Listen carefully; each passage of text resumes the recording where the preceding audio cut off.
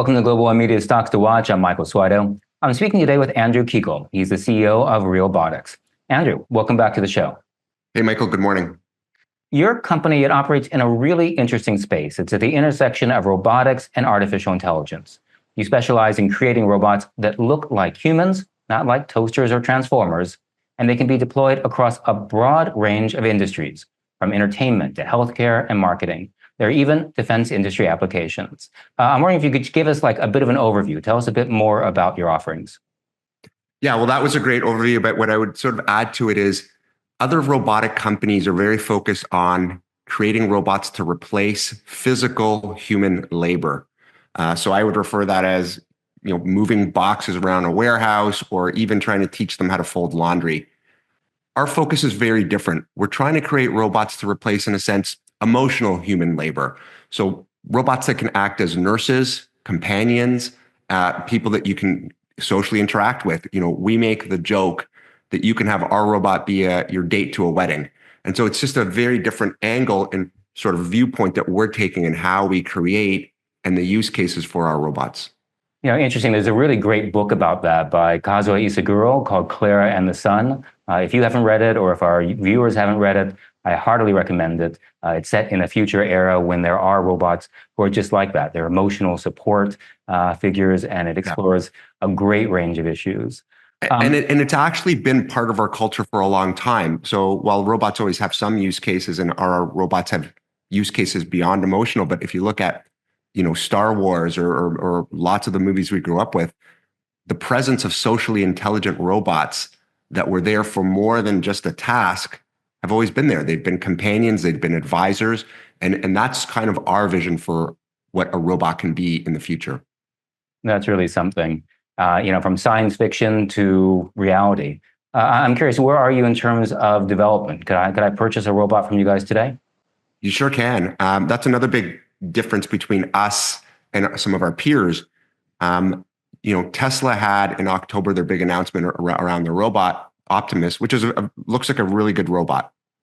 However, you can only take orders for Optimus at the end of next year with an unspecified delivery time after that. And so before you can even contemplate getting one of their robots, it's probably 24 months.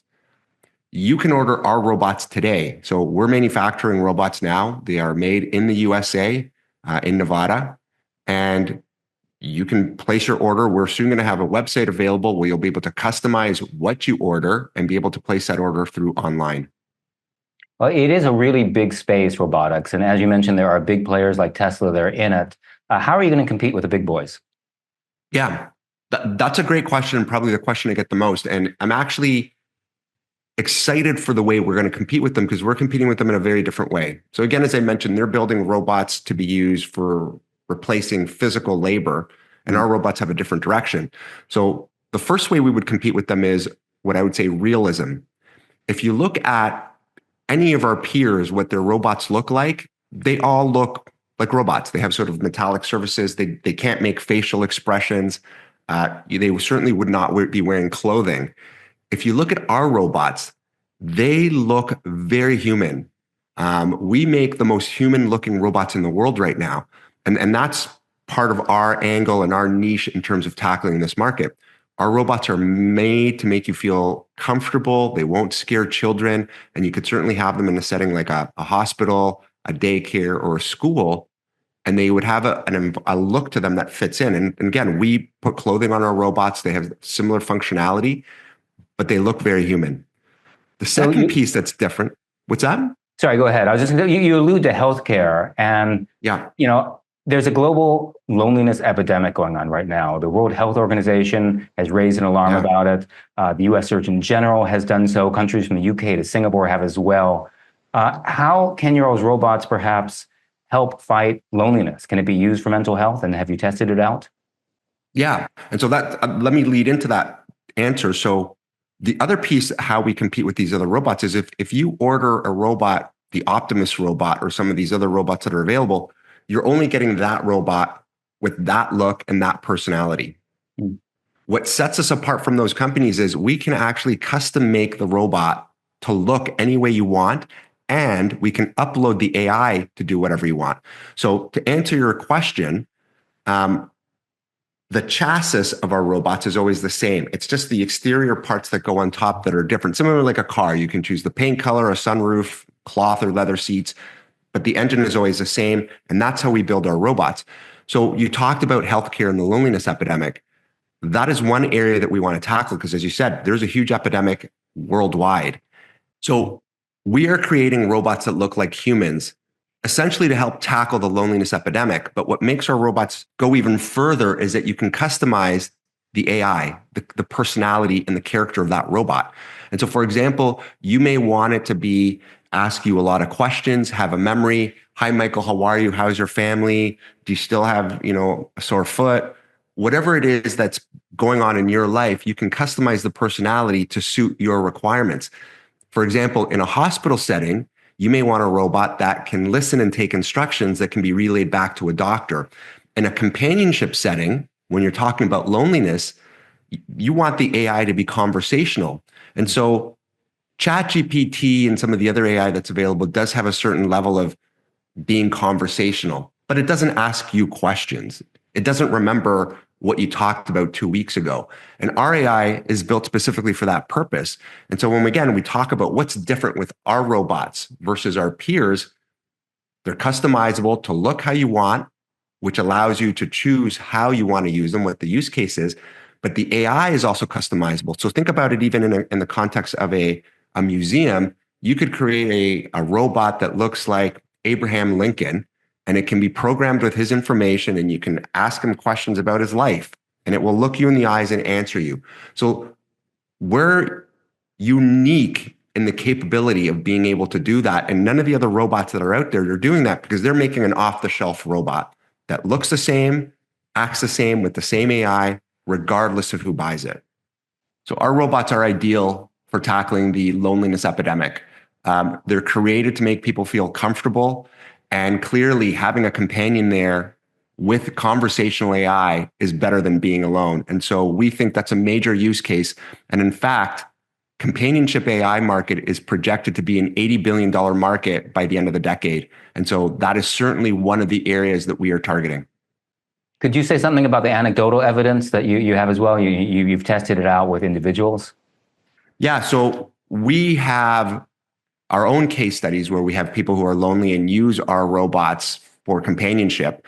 We've actually used them with people who are on the spectrum, who find themselves more comfortable dealing with AI and robotics as opposed to real humans.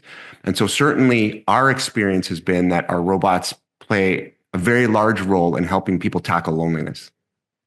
There's something else you said there that really caught my ear. You talked about our AI. So the AI, the artificial intelligence that you all are using, that you've developed, this is internal. You're not just taking ChatGPT or Gemini or some big company's AI and putting into your robots. Did I get that right? So what we have done is we've used the open source AI that's out there like ChatGPT, and that is kind of the lower engine of it. And we have built on top of it our proprietary layer of AI that is conversational. And so building your own AI from scratch today would require billions of dollars. Fortunately, we don't need to do that because there's many open sources that are great out there. What we do is we edit it, amend it, make it useful for our purposes, and leverage what's already been done. And so when you use our AI, you would never know that it's built on top of some of these open sources. It's completely unique, yet some of that is still in the backbone there. Really interesting. I want to turn to the financial side of the equation now. Realbotix is trading a bit below the midpoint of its 52-week range. Why should investors take a fresh look at it? Why is it a compelling investment? Why would you say it's a stock to watch? Yeah, so there's so many reasons. We're, in my opinion, obviously CEOs have this viewpoint, we're grossly undervalued, but let me explain why. We have about 24 million in assets, and so US dollars, and so we're trading below our book value. Number two, given the current rise in crypto, we keep a lot of our treasury in crypto and cash, but currently more than half of the market cap of the company is in cash or cash equivalents. And so you have that as kind of a bonus that there's a safety there. And so when you take everything into account, you're really getting a robotics and AI business. And let's put in perspective, our peers like Tesla, Figure AI, X1, all these other players all have billion-dollar valuations for just hardware. We're doing the hardware. Most AI companies have several $100 million valuations. We're sitting here at a valuation which is completely ridiculous for the robotics and AI business of about $12 million for a business that's revenue positive and in many ways ahead of our peers because our robots are available today. And also our robots have a far greater realism than anything else on the planet. You know, not long ago, most people would have relegated your products to the realm of science fiction. You mentioned Star Wars before. It makes me think of Data on Star Trek. And while we may not be quite there yet, the merger of AI and robotics, it is growing by leaps and bounds. And you are clearly working right on the cutting edge of it. So, thank you so much for telling us about your work. Thank you, Michael. We've been speaking with Realbotix CEO Andrew Kiguel, and you've been watching Global One Media Stocks to Watch. I'm Michael Suarez.